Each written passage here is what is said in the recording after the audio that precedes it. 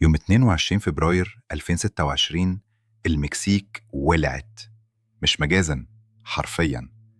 في أقل من 120 دقيقة 8 ولايات مكسيكية خرجت عن السيطرة تماما. الكارتيل نفذ عملية الأرض المحروقة، عربيات نقل ضخمة محروقة بتقفل المداخل والمخارج، طيارات الدرون الانتحارية بتهاجم مراكز الشرطة، والسياح في بويرتو فالارتا محبوسين في الفنادق بيشوفوا حرب شوارع بالرصاص الحي تحت شبابيكهم. الصحافة العالمية بتسأل: هل دي ثورة؟ المخابرات الأمريكية بتقول دي نهاية الشبح. الخبر اللي هز الكوكب: نيميسيو أوسيجيرا سيرفانتس، المشهور بالمنشو، الراجل اللي كان بيمتلك مفاتيح الموت والحياة في المكسيك، مات. والفوضى دي الوصية الأخيرة اللي سابها وراه. النهاردة إحنا مش بس هنحكي قصة موته، إحنا هنفك شفرة إمبراطورية الجيل الجديد، وهنكشف إزاي أمريكا كانت بتغذي الوحش ده بالفلوس والسلاح لحد ما كبر وأكل الكل. والفوضى اللي حصلت دي كانت مجرد رد فعل الكارتيل، رسالة واضحة وصريحة بيقولوا فيها للعالم كله: إحنا لسه هنا. النهاردة هنحكي قصة موت المنشو، بس الأهم هنحكي قصة إزاي وصلنا لهنا، إزاي بلد زي المكسيك بقت ساحة حرب مفتوحة، وإزاي موت زعيم كارتيل واحد ممكن يولع بلد بحالها، وإزاي أمريكا بتلعب دور في كل ده. دي مش قصة عن المخدرات بس، دي قصة عن السلطة والفقر والفساد والتاريخ والمال. يلا بينا. قبل ما يكون المنشو الشبح اللي العالم كله بيخاف منه، كان مجرد طفل اسمه نيميسيو أوسيجيرا سيرفانتس. اتولد سنة 1966 في ولاية ميتشواكان المكسيكية، ولاية مشهورة بحاجتين: الأفوكادو والكارتيلات. عيلته كانت فقيرة جدا، لدرجة إنه ساب المدرسة في ابتدائي علشان يساعدهم في حقول الأفوكادو. الفقر خلق جواه وحش، طموحه ملوش سقف. في الثمانينات زي أي شاب ضاقت بيه الدنيا، كان حلمه واحد: أمريكا. وهو لسه مراهق عبر الحدود بشكل غير شرعي، راح كاليفورنيا. لكن بدل ما يشتغل في حقول كاليفورنيا، قرر يشتغل في شوارع سان فرانسيسكو. بدأ يتعلم أصول اللعبة في تجارة المخدرات. سنة 1986 وهو عنده 19 سنة اتقبض عليه أول مرة. التهمة: بيع الميثامفيتامين. خرج ورجع تاني، اتقبض عليه مرة تانية وتالتة. في المرة التالتة سنة 1992 وقع في الفخ الكبير، باع هيروين ل2 ضباط متخفيين. اتحكم عليه ودخل السجن، وبعد ما قضى مدته اترحل للمكسيك. وهنا القصة بتاخد منحنى عبثي ما يتخيلوش عقل. الراجل اللي عنده سجل إجرامي في أمريكا في تجارة المخدرات بيرجع المكسيك وبيشتغل إيه؟ ضابط شرطة. أيوة، زي ما سمعت كده، ضابط شرطة في ولاية خاليسكو. وده بيلخص لك جزء كبير من حكاية المكسيك. الخط الفاصل بين الشرطة والجريمة مش خط، ده باب دوار. ومن هنا المنشو فهم اللعبة صح، عارف إن الدولة مش عدو، الدولة هي الأداة اللي هتوصله للقمة. المنشو ما شافش في وظيفة الشرطة طريقة لخدمة العدالة، لأ، شافها طريقة لفهم النظام من جوه، إزاي بيشتغل ومين بيحميه ومين بيخونه. في أواخر التسعينات ساب الشرطة ورجع لشغله القديم، المخدرات، بس المرة دي مش كتاجر صغير في الشارع. انضم الكارتيل اسمه ميلينيو، وبدأ يطلع بسرعة الصاروخ. ليه؟ لأنه كان مختلف. الشهادات بتقول إنه كان قصير، طوله حوالي 168 سنتي، وجسمه رفيع زي الفارس، لكن كان عنده ثقة بالنفس وجرأة تخوف، والأهم كان بيحكم بالعنف والخوف. مش عايز يبقى الزعيم بس، كان عايز العالم كله يعرف إنه الزعيم. في 2010 كارتيل ميلينيو اتفكك، البيت القديم وقع، والمنشو كان جاهز يبني فوق أنقاضه إمبراطورية جديدة ما يعرفش العالم عنها حاجة. المنشو استغل الفرصة الذهبية وأسس الكارتيل اللي غير شكل حرب المخدرات في المكسيك للأبد، CG&G أو كارتيل خاليسكو الجيل الجديد، كارتيل دي خاليسكو نويفا خينراسيون. CG&G مش مجرد عصابة شوارع، دي منظمة إجرامية شبه عسكرية. في خلال سنين قليلة الكارتيل ده كبر لدرجة إنه بقى بينافس أشهر كارتيل في التاريخ، كارتيل سينالوا بتاع الشابو. إزاي عمل كده؟ أولاً بالعنف المتطرف. CG&G مش بيهزروا، أسلوبهم هو الصدمة والترويع. بيستخدموا أسلحة جيوش نظامية وقاذفات صواريخ RPG. في 2015 عملوا اللي محدش اتجرأ يعمله، أسقطوا هليكوبتر للجيش المكسيكي ب RPG. دي حاجة حتى الشابو بكل جبروته ما عملهاش. بيعلقوا جثث أعدائهم على الكباري علشان الناس تشوف وتخاف. بيقتلوا ضباط شرطة وسياسيين وقضاة. رسالتهم للعالم كانت واضحة وصريحة: يا معانا يا ميت. مفيش منطقة رمادية في قاموس المنشو. ثانياً البيزنس الجديد، الفنتانيل. الكارتلات القديمة كانت بتكسب من الكوكايين والهيروين، لكن المنشو شاف فرصة في حاجة تانية خالص، أرخص وأقوى وأكثر ربحية: الفنتانيل. مادة أفيونية مصنعة أقوى 50 مرة من الهيروين، رخيصة جدا في التصنيع ومميتة جدا للزبون. CG&G بقى أكبر مورد الفنتانيل في أمريكا. بيعملوا مليارات الدولارات من سم بيكلفهم قروش. ثالثاً التوسع. الكارتيل بدأ في ولاية خاليسكو، لكنه النهاردة في 2026 موجود في المكسيك كلها تقريباً، من الساحل للساحل، وليهم وجود في أمريكا وأوروبا وآسيا. بقى إمبراطورية إجرامية عالمية، خيوطها واصلة لكل حتة في الكوكب. كل ده تحت قيادة رجل واحد، الشبح نيميسيو أوسيجيرا سيرفانتس، المشهور بالمنشو. طيب إزاي بلد بحجم المكسيك سابت وحش زي ده يكبر؟ الحكاية دي جذورها عميقة جدا. في السبعينات والثمانينات المكسيك كانت مجرد معبر. الكارتلات الكولومبية زي كارتل ميديجين بتاع بابلو إسكوبار كانت بتستخدم المكسيك علشان توصل الكوكايين لأمريكا. وقتها الكارتلات المكسيكية كانت بتاخد عمولة نقل وبس. في التسعينات اللعبة اتغيرت تماما. أمريكا نجحت في تفكيك الكارتلات الكولومبية، ومين اللي ملى الفراغ؟ الكارتلات المكسيكية. ما بقوش مجرد ناقلين، بقوا هم المنتجين والموزعين والمسيطرين. كارتلات زي سينالوا وجلف وتيخوانا سيطرت على كل حاجة، الأخضر واليابس. الحكومة المكسيكية وقتها كانت بتعمل إيه؟ كانت بتلعب لعبة توازنات ذكية جدا. بتسيب الكارتلات تشتغل وتكبر طالما العنف محدود في الشارع، وطالما الرشاوي بتوصل للمكاتب الصح. كانوا فاكرين إنهم بيسيطروا على الوحش، ما كانوش يعرفوا إنهم بيغذوه علشان يجي اليوم اللي هياكل فيه صاحبه. لحد سنة 2006 الرئيس المكسيكي الجديد وقتها فيليب كالديرون قرر إنه ينهي اللعبة دي للأبد. أعلن رسمياً الحرب على المخدرات. نزلت جيش الشوارع والمدرعات قفلت الميادين. النتيجة كارثة محققة. الحرب دي ما عملتش غير إنها فككت الكارتلات الكبيرة لعشرات الكارتلات الأصغر والأكثر عنفاً. بدل ما كان فيه كبير نقدر نتفاوض معاه، بقى فيه 100 عصابة ملهمش كبير.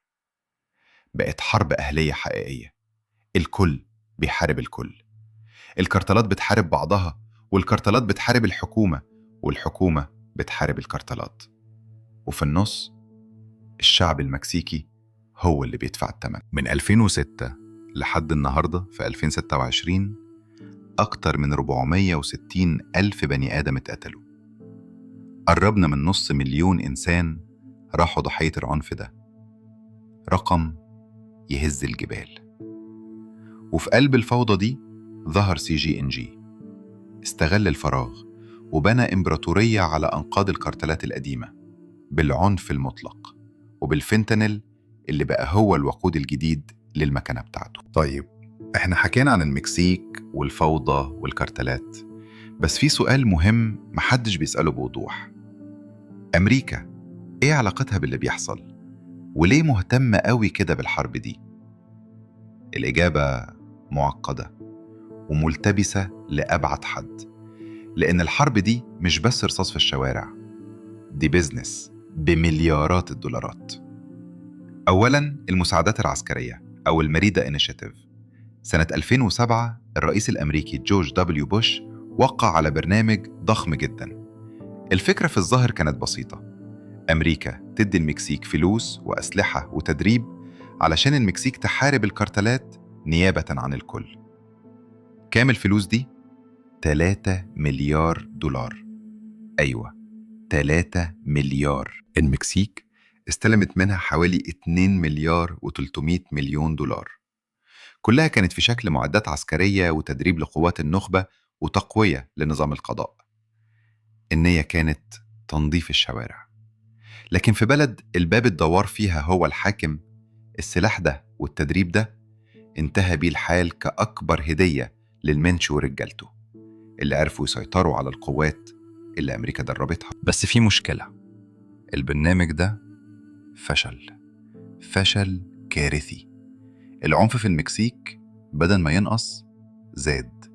جرائم القتل ارتفعت من 8 لكل 100,000 نسمة ل 23 لكل 100,000. الكارتلات بدل ما تضعف اتقسمت لكارتلات أصغر وأكثر عنفاً. في مليون سؤال، لو الفلوس والأسلحة والتدريب ما عملوش حاجة، ليه أمريكا لسه بتصرف؟ الإجابة هي الحقيقة المرعبة. تاني حاجة، الأسلحة والذخيرة. مين بيبيع لهم الأسلحة؟ كل سنة حوالي 80,000 سلاح بيدخل المكسيك بشكل غير شرعي من أمريكا. 80,000. من فين بتيجي الأسلحة دي؟ من محلات بيع الأسلحة الأمريكية، من الشرطة والجيش الأمريكي، ومن الشركات الخاصة. في فبراير 2026 قبل كام يوم اكتشفت المكسيك إن نص الذخيرة التقيلة اللي الكارتلات بتستخدمها جاية من مصنع تابع للجيش الأمريكي، ليك سيتي آرمي أميونيشن بلانت. مصنع عسكري أمريكي بينتج ذخيرة للجيش الأمريكي، والذخيرة دي بتتسرب للكارتلات. إزاي؟ عن طريق الفساد والتهريب والسوق السوداء. CIA بتشتغل مع الجيش المكسيكي والبحرية عمليات سرية لصيد الزعماء. أمريكا بتقول إن ده مش مقصود، بس الكارتلات بتقول إنهم بيشتروها بسهولة. ثالثاً، الاستخبارات والعمليات السرية. CIA مش قاعدة تتفرج. في الحقيقة CIA ساعدت في تتبع المنشو وقتله. في فريق عسكري أمريكي جديد متخصص في جمع المعلومات عن الكارتلات ساعد في العملية. بس السؤال، CIA هل هي فعلاً على جانب القانون؟ التاريخ بيقول لأ. في السبعينات والثمانينات CIA كانت بتحمي مهرب المخدرات. في عملية سرية أكتر من طن من الكوكايين دخل أمريكا بموافقة CIA. CIA بتقول إن دي كانت عملية تحت الغطاء عشان تمسك المهربين، بس الحقيقة أكثر تعقيداً من كده. رابعاً، الفائدة المالية. مين بيكسب؟ أمريكا بتقول إن الحرب على المخدرات هدفها حماية الأمريكيين من المخدرات، بس الإحصائيات بتقول حاجة مختلفة. أمريكا صرفت $1,000,000,000 على حرب المخدرات، تريليون. وفي نفس الوقت استخدام المخدرات في أمريكا بيزيد. في تناقض غريب هنا. الفلوس دي كلها مش بتروح للمكسيك بس، دي كمان بتروح لشركات دفاع أمريكية كبيرة. شركات بتبيع هليكوبترات وطائرات بدون طيار وأسلحة تقيلة. شركات بتشتغل في المكسيك وبتحمي الشركات الأمريكية والسياسيين. الكل بيكسب من الحرب. بنوك أمريكية كبيرة بتغسل أموال الكارتلات، مليارات المليارات من الدولارات. شركات أمنية خاصة بتشتغل في المكسيك وبتكسب ملايين. الكل بيكسب إلا المكسيك، إلا الشعب المكسيكي. خامساً، الحقيقة المرعبة. الحقيقة إن أمريكا بطريقة أو بأخرى بتغذي النظام ده. أمريكا بتبيع الأسلحة عن طريق المصانع الأمريكية. أمريكا بتشتري المخدرات عن طريق الشعب الأمريكي. أمريكا بتغسل الأموال عن طريق البنوك الأمريكية. أمريكا بتدي المساعدات عن طريق الجيش الأمريكي. أمريكا بتعمل العمليات السرية عن طريق CIA. أمريكا بتكسب من الحرب عن طريق الشركات الأمريكية. بس أمريكا بتقول إنها ضد الحرب. الحرب دي مش هتخلص. ليه؟ لأن الناس اللي بتستفيد منها مش عايزينها تخلص. لو انتهت الحرب، الشركات الأمريكية مش هتكسب حاجة. لو انتهت الحرب، مفيش حاجة تبرر وجود القوات الأمريكية في المنطقة. لو انتهت الحرب، أمريكا هتخسر نفوذها الجيوسياسي في المكسيك. فالحرب لازم تستمر. نرجع ليوم 22 فبراير 2026. الجيش المكسيكي بمساعدة معلومات من أمريكا حاصر المنشو في كوخ جبلي في تابالبا. حصل اشتباك عنيف. المنشو اتصاب إصابة خطيرة، وهو بيتنقل بالهليكوبتر لمستشفى في مكسيكو سيتي مات. هل دي نهاية القصة؟ هل المكسيك هترتاح؟ لا، دي بداية فصل جديد يمكن يكون أكثر دموية. في عالم الكارتيلات، لما الزعيم بيموت بيحصل حاجة من اتنين. واحد، حرب الخلافة. نواب الزعيم وولاده وقرايبه بيبدأوا يقتلوا في بعض عشان مين يمسك الكرسي. الكارتيل بينقسم وبيبدأوا يحاربوا بعض. اتنين، هجوم الكارتيلات المنافسة. الكارتيلات التانية زي سينالوا بيشوفوا دي فرصة عشان ياخدوا مناطق CG&G. فبتبدأ حرب جديدة بين الكارتيلات. في الحالتين النتيجة واحدة: عنف أكتر، دم أكتر، فوضى أكتر. العنف اللي شفناه في الشوارع بعد موت المنشو ده كان مجرد إعلان برومو للفيلم اللي لسه هيبدأ. الحكومة المكسيكية بتقول إن ده انتصار كبير، والرئيسة كلوديا شامباوم بتحاول تطمن الناس. بس الخبراء بيقولوا إن موت المنشو ممكن يكون أسوأ حاجة حصلت للمكسيك من سنين، لأن الشبح اللي كانوا يعرفوه مات، لكن الأشباح اللي جاية محدش يعرف شكلها إيه. والأهم، في حاجة حصلت في الفوضى دي، حاجة خطيرة جدا. الكارتيلات اتجرأوا على حاجة ما عملوهاش قبل كده. أخدوا سياح أمريكيين رهائن. سياح أمريكيين في الفنادق، في الشوارع، في بويرتو فايارتا. وده هو الخط الأحمر، الخط اللي لما تتجاوزه الأمور بتتغير. أمريكا ممكن تتفرج على الحرب في المكسيك، ممكن تدي مساعدات عسكرية، ممكن تعمل عمليات سرية.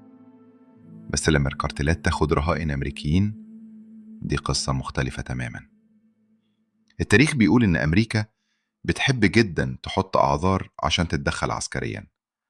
رهائن أمريكيين هو العذر المثالي.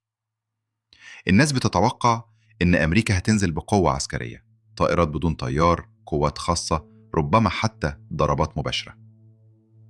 الكارتيلات ربما ما فهموش إنهم عدوا الخط الأحمر، أو ربما فهموا وكانت دي رسالة بيقولوا فيها إحنا هنا وإحنا قادرين نعمل كتير. بس الرسالة دي ممكن تكون آخر رسالة ليهم. قصة المنشو والمكسيك هي قصة اللف في دايرة مفرغة، دايرة بتبدأ بالفقر. الفقر اللي بيخلي شاب زي نيميسيو يسيب المدرسة ويحلم بأمريكا، وتكمل بالطلب. الطلب اللانهائي على المخدرات في أمريكا وأوروبا. لو مفيش ملايين عايزين يشتروا، ما كانش هيبقى فيه كارتلات تبيع. وبتتغذى على الفساد اللي بيخلي ضابط شرطة يبقى زعيم كارتل، واللي بيخلي السلاح يدخل المكسيك بسهولة.